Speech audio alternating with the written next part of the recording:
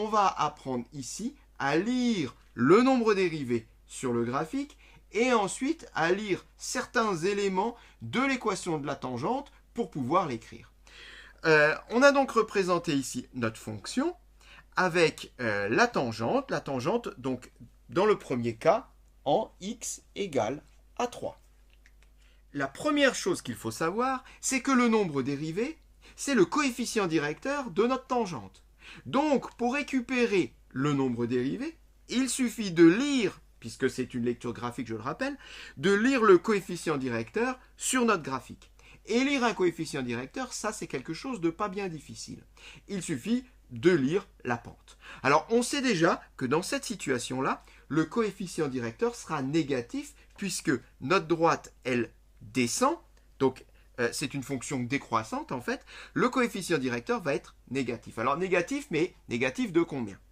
Pour cela, on va tout simplement lire la pente, et habituellement, on se place sur un point de la droite, qui se trouve sur un nœud du quadrillage. Voilà, le plus simple, c'est carrément de se placer au point de tangence, de faire un pas vers la droite, c'est-à-dire une unité dans le sens des abscisses, et de lire de combien d'unités. Ici, on descend dans l'axe des ordonnées, sur l'axe des ordonnées.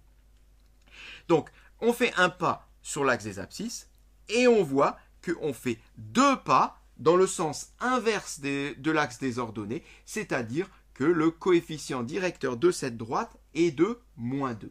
Alors, si le coefficient directeur est de moins 2, je peux en déduire que le nombre dérivé en x égale à 3, que je vais noter donc f' de 3, est égal à moins 2. Voilà la valeur du nombre dérivé. Il suffit de lire le coefficient directeur.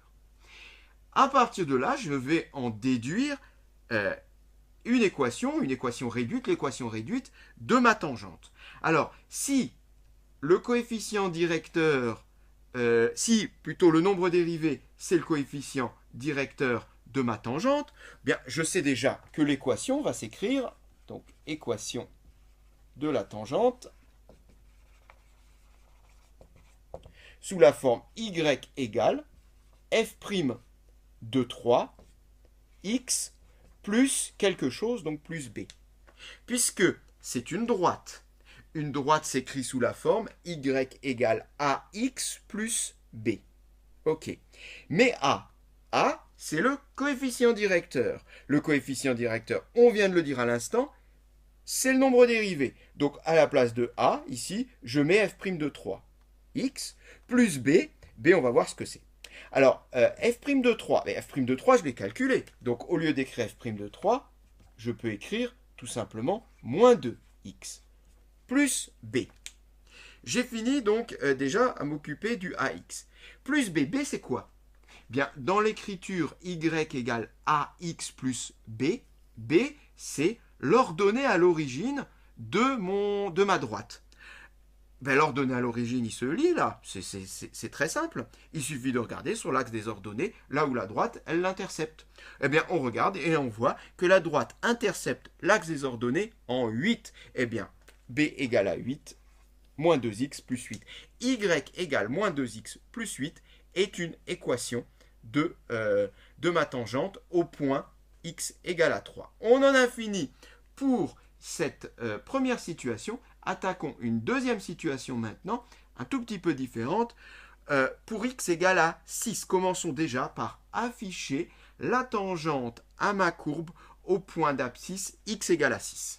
Voilà, tout est prêt. On va commencer comme tout à l'heure par déterminer le nombre dérivé en 6, c'est-à-dire f' de 6.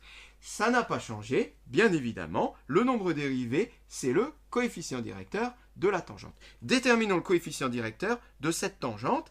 Alors, on le voit ici, cette fois-ci, c'est une droite qui correspond à une fonction croissante. Donc, le coefficient directeur sera cette fois-ci positif.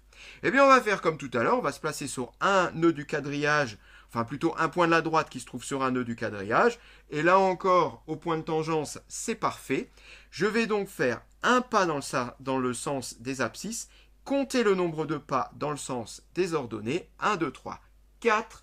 Le coefficient directeur de ma droite est 4, le nombre dérivé, c'est la même chose, est 4. Je peux en déduire que f' de 6 est égal à 4 graphiquement.